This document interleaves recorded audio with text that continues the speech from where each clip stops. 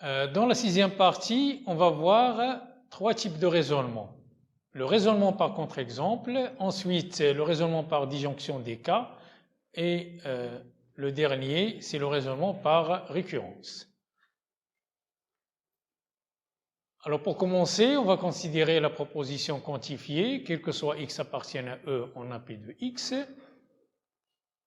Pour démontrer que cette proposition est fausse, on peut démontrer que sa négation est vraie. C'est-à-dire, on doit démontrer qu'il existe un x qui appartient à E, tel que non P de x. Alors pour cela, il faut chercher un élément x dans E, tel que P de x est fausse. Cet élément, on l'appelle en général un contre-exemple pour la proposition P de x. Par exemple, on va considérer la proposition, quel que soit x appartienne à R, la partie entière de 2x égale à 2 fois la partie entière de x. Est-ce que cette proposition est vraie ou fausse? Alors si on cherche, on regarde un petit peu de près les propriétés de la partie entière, on peut trouver facilement un contre-exemple. Par exemple, on prend x égale 2,6. Si on calcule 2x, on aura 5,2, donc la partie entière c'est 5, tandis que la partie entière de x c'est 2, donc 2 fois la partie entière de x est égale à 4 et on n'a pas l'égalité. Alors maintenant on va passer au raisonnement par disjonction des cas. On va prendre deux propositions P et Q et on se propose de montrer l'implication P implique Q. Alors des fois on est amené à distinguer plusieurs cas possibles.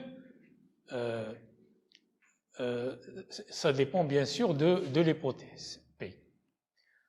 Et on montre que l'implication est vraie dans chacun des cas distingués. Par exemple, pour démontrer que quel que soit x appartienne à R, la valeur absolue de x moins 1 inférieure ou égale à x carré moins x plus 1, ici, en analysant un petit peu la question, on s'aperçoit qu'il y a la valeur absolue de x moins 1 et la valeur absolue d'un nombre vaut deux valeurs possibles suivant que la valeur est positive ou négative. Donc, on va supposer que x inférieur ou égal à 1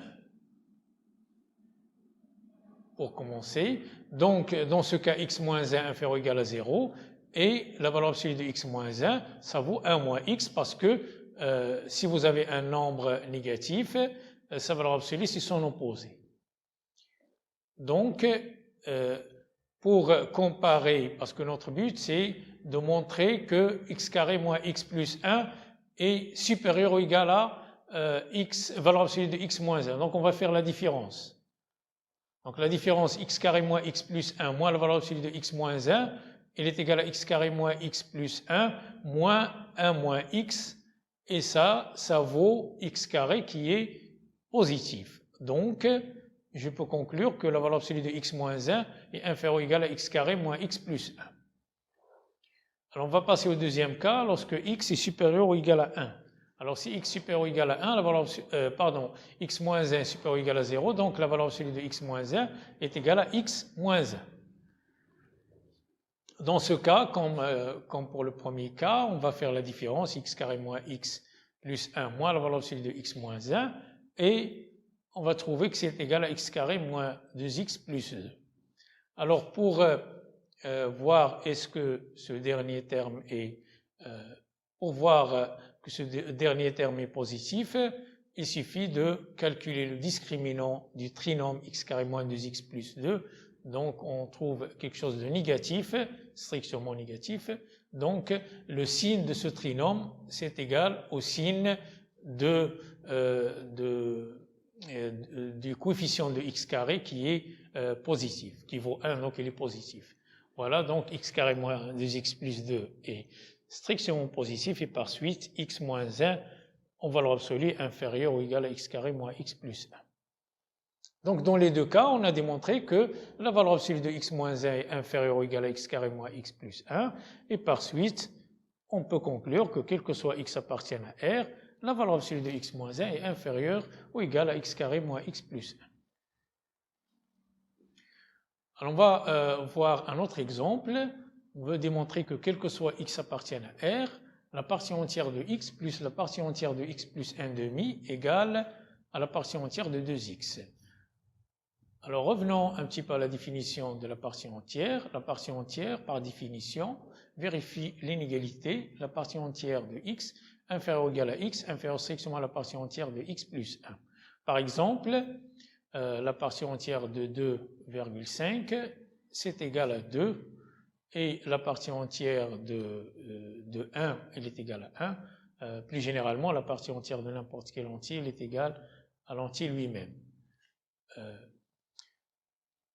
Donc si j'ajoute un demi, puisque on est amené à calculer la partie entière de x plus 1 demi, je peux ajouter un demi, j'aurai la partie entière de x plus 1 demi inférieure ou égale à x plus 1 demi inférieure à la partie entière de x plus 3 demi. Mais là, il faut encadrer x plus 1 demi entre un entier et l'entier qui le suit. Donc, pour cela, on va distinguer deux cas.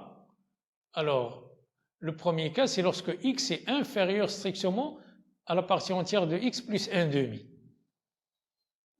Alors, dans ce cas, on va voir la partie entière de x inférieure ou égale à la partie entière de x plus 1 demi, ça c'est trivial, qui est inférieur ou égal x plus 1 demi, c'est ce qu'on vient de voir, et ça c'est inférieur à la partie entière de x plus 1. Donc ici, dans ce cas, on a réussi à encadrer la partie entière de x plus 1 demi entre deux entiers consécutifs, c'est la partie entière de x et la partie entière de x plus 1. Donc je peux conclure que la partie entière de x plus 1 demi, c'est égal à la partie entière de x. Alors maintenant passons au calcul de la partie entière de 2x. Alors on a 2x, il est inférieur à 2 fois la partie entière de x plus 1. Donc la partie entière de x est inférieure ou égale à 2 fois x. Ça c'est par définition de la partie entière. Donc, je peux, pour la première égalité, 2 fois x inférieur strictement à 2 fois la partie entière de x plus 1, bien sûr, ça découle du fait que on est dans le cas x inférieur strictement à la partie entière de x plus 1 demi. Voilà, donc on a de plus, par définition de la partie entière, 2 fois la partie entière de x inférieur ou égal à 2x, car bien sûr la partie entière de x est inférieure ou égale à x. Donc je peux déduire que la partie entière de 2x, elle est égale à 2 fois la partie entière de x. Pourquoi? Tout simplement parce qu'on a réussi à encadrer 2x entre 2 fois la partie entière de x et 2 fois la partie entière de x plus 1.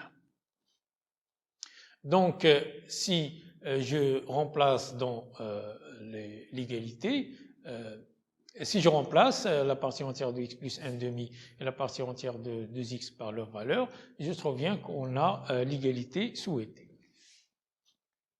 Alors passons au deuxième cas, c'est-à-dire la partie entière de x plus 1 demi inférieure ou égale à x.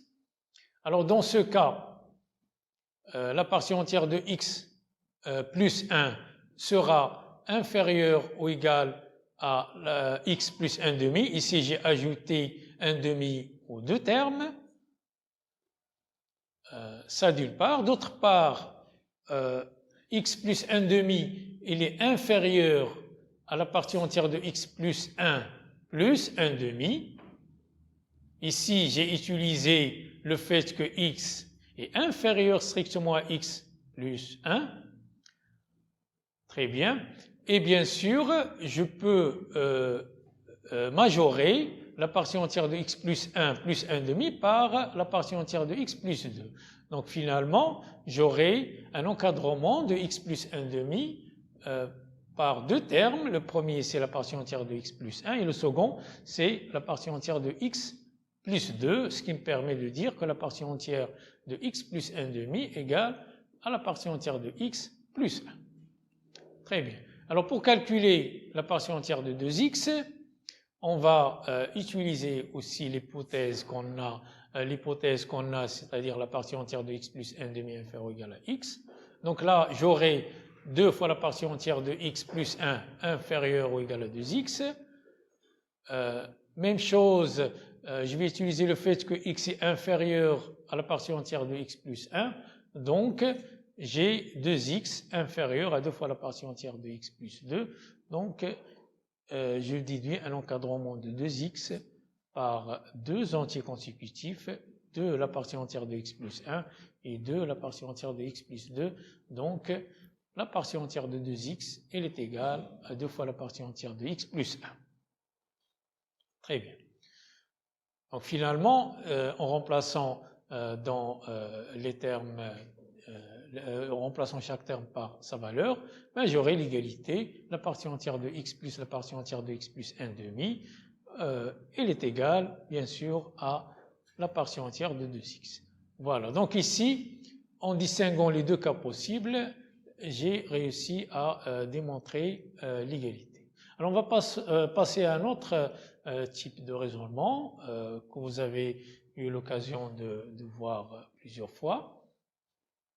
C'est le raisonnement par récurrence. Donc le raisonnement par récurrence sert à démontrer qu'une propriété P de n est vraie quel que soit n et que cette propriété, lorsque cette propriété elle est définie pour tous les entiers qui sont supérieurs ou égaux à n0. Donc on se fixe un entier n0 qui appartient à n et on va considérer une propriété P de n qui dépend de n pour n supérieur ou égal à n0. Alors pour démontrer que P de n est vrai pour tous les entiers qui sont supérieurs ou égaux à n0, alors on peut raisonner par récurrence de la manière suivante. Il y a une phase appelée phase d'initialisation. Alors dans cette phase, on démontre que la propriété P est vraie pour n0, c'est-à-dire on démontre que P de n0 est vrai. Et après, on prend au hasard n supérieur ou égal à n0 et on démontre que si P de n est vrai, alors P de n plus 1 est vrai. Donc cette phase, on l'appelle la phase de l'hérédité. On démontre que, c'est-à-dire que la propriété P de n est héréditaire. S'il est vrai pour un rang n, il est vrai pour le rang suivant. Et comme ça, en démarrant à partir de n0, donc puisque la propriété est vraie pour n0, ça on l'a vu dans la phase de l'initialisation, on utilise la phase de l'hérédité pour démontrer qu'il est vrai pour n0 plus 1. Alors maintenant il est vrai pour n0 plus 1, on utilise une deuxième fois la phase de l'hérédité pour démontrer qu'il est vrai pour n0 plus 2, ainsi de suite, jusqu'à démontrer qu'il est vrai pour tous les entiers. Voilà. Donc, avec cette façon de faire, on peut conclure que pour tout n supérieur ou égal à n0, la proposition P de n est vraie. Alors, à titre d'exemple, on va commencer par un exemple classique, banal, très facile, c'est la somme des entiers 0 plus 1 jusqu'à n, elle est égale à n facteur de n plus 1 sur 2. Alors ici, je précise que P de n démarre de 0, donc le n0 c'est 0, et P de n c'est bien l'égalité 0 plus 1 jusqu'à n, elle est égale à n facteur de n plus 1 sur 2. Alors, pour la phase d'initialisation, P0, elle est vraie. Pourquoi? Parce que tout simplement, 0, elle est égale à 0 fois 0 plus 1 sur 2. Passons à la phase d'hérédité. Donc, je prends un entier naturel quelconque. Je suppose que P de n est vrai et je dois démontrer que P de n plus 1 est vrai. Donc, la supposition P de n elle est équivalente à 0 plus 1 jusqu'à plus n est égal à n facteur de n plus 1 sur 2. Et voilà ce que je dois démontrer, c'est 0 plus 1 plus n plus 1, il est égal à n plus 1 facteur de n plus 2 sur 2. Donc ici, au lieu d'aller jusqu'à n, il faut aller jusqu'à n plus 1. Très bien. Voilà, donc ici, je vais calculer le premier terme, c'est-à-dire 0 plus 1 jusqu'à n plus 1. Et là, je le découpe en deux morceaux. Je vais aller de 0 jusqu'à n et après, j'ajoute le dernier terme, n plus 1. Alors, par l'hypothèse récurrence, P de n, puisqu'il est vrai, donc le premier terme, c'est-à-dire la somme de 0 jusqu'à n, par hypothèse, c'est n facteur de n plus 1 sur 2, et après je vais ajouter n plus 1. Très bien, alors en faisant le calcul, on peut vérifier facilement que c'est égal à n plus 1 facteur de n plus 2 sur 2. Voilà. Donc ici, on vient de démontrer que si P de n est vrai, alors P de n plus 1 est également vrai. Donc je peux conclure que pour tout n appartient à n, la somme 0 plus 1 jusqu'à n, elle est égale à n facteur de n plus 1 sur 2. Alors on va passer à un exemple un petit peu plus complexe. On va prendre deux nombres réels tels que la somme est un entier et le produit est un entier. Alors ici, il faut bien noter que les deux réels ne sont pas forcément des entiers. Et la question, c'est, on veut montrer, on va le faire bien sûr par récurrence, que pour tout n qui appartient à n étoiles, donc ici, la propriété démarre à partir de 1, qui appartient à n étoiles, que u à la puissance n plus v à la puissance n appartiennent à z. Très bien. Alors, la propriété P de n, c'est u à la puissance n plus v à la puissance n appartiennent à z. Alors, il est vrai pour 1, tout simplement parce que par hypothèse, on a u plus v appartiennent à z. Alors, on va supposer que P de n est vrai, on va montrer que P de n plus 1 est vrai. Alors, on a u à la puissance n plus 1 plus v à la puissance n plus 1. Ça, je vais essayer de l'écrire en utilisant P de n. Donc, je vais utiliser cette petite relation, mais là, j'aboutis à u plus v facteur de u à la puissance n plus v à la puissance n moins uv facteur de u à la puissance n moins 1 plus v à la puissance n moins 1. Donc là, il y a le p de n qui apparaît, mais il y a aussi le p de n moins 1. Parce que le u à la puissance n moins 1 plus v à la puissance n moins 1, ça correspond un petit peu à p de n moins 1. Donc c'est comme pour déduire que le terme u à la puissance n plus 1 plus v à la puissance n plus 1 appartienne à z, j'aurais besoin que non pas uniquement p de n soit vrai, mais aussi p de n moins 1. Donc là, il me faut un autre mode de récurrence qu'on appelle récurrence double.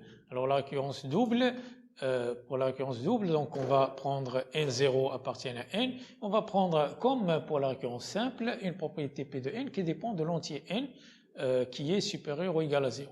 Alors pour montrer que P de n est vrai pour tout entier n0, on peut raisonner par ce deuxième mode de récurrence, la récurrence double, de la façon suivante. Alors la phase d'initialisation, contrairement à la récurrence simple, pour la phase d'initialisation, on doit démontrer que la propriété est vraie pour n0 et pour n0 plus 1.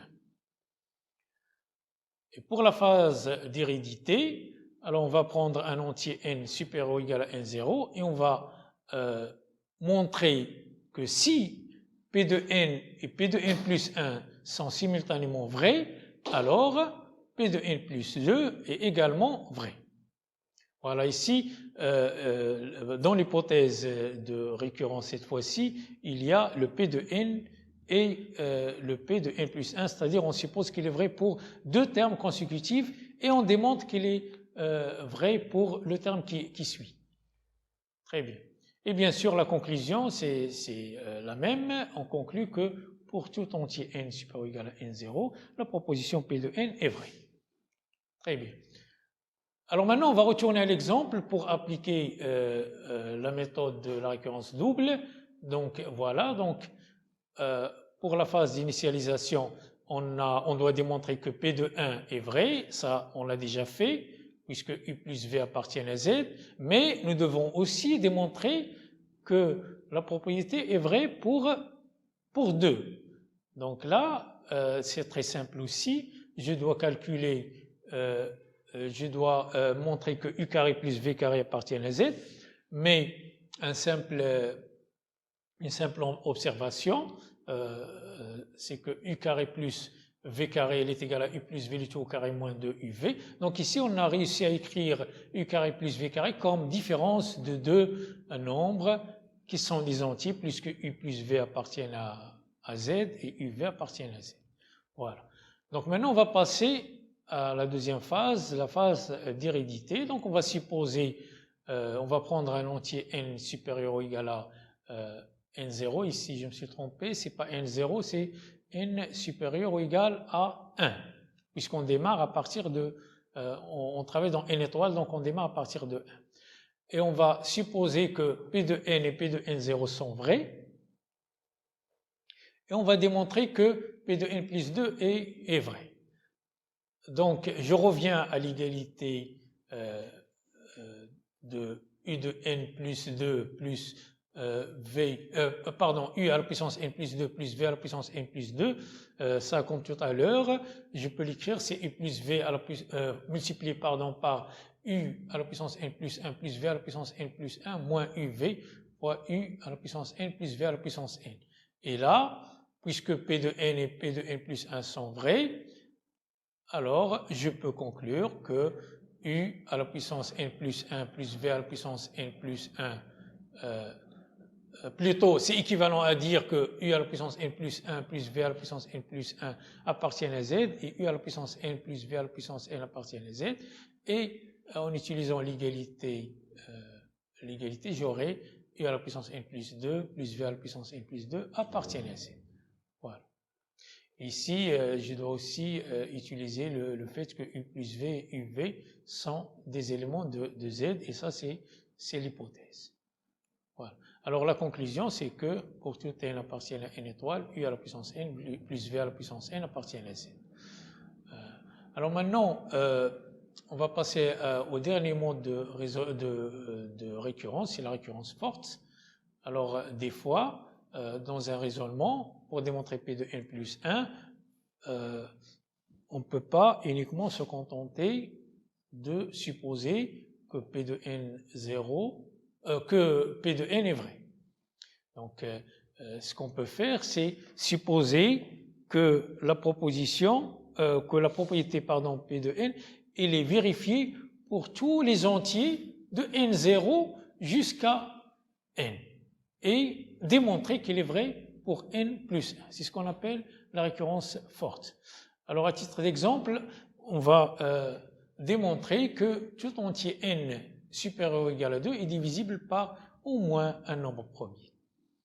Alors, on va faire comme tout à l'heure la phase d'initialisation. Donc, on doit s'assurer que cette propriété est vraie pour n égale à 2. Et ça, c'est trivial, puisque 2 est divisible par lui-même, qui est premier. Donc, on va prendre un n maintenant supérieur ou égal à 2, et on va supposer que chacun des entiers, de 2 jusqu'à n, est divisible par au moins un nombre premier. Et il faut démontrer que n plus 1 est également divisible par un nombre premier. Alors là, il y a deux cas qui se présentent. Le premier cas, c'est n plus 1 est lui-même premier, et là, il n'y a rien à démontrer, puisque n plus 1 il est divisible par lui-même, qui est un nombre premier. Donc, il n'y a rien à démontrer. Alors, si n plus 1 n'est pas premier, alors par définition des nombres premiers, alors n plus 1 sera divisible par un entier m qui est strictement supérieur à 1 et strictement inférieur à n plus 1. Et là, par hypothèse récurrence, le m, puisqu'il est supérieur ou égal à 2, il est inférieur ou égal à n, donc je peux lui appliquer l'hypothèse récurrence. Donc m est divisible par un nombre premier p. Alors ce nombre premier p, puisqu'il divise m, il divisera également n plus 1. Donc j'ai réussi à démontrer que p de n plus 1 est vrai. Donc je peux conclure que tout entier naturel n supérieur ou égal à 2 est divisible par au moins un nombre premier. Et ce qui termine la partie.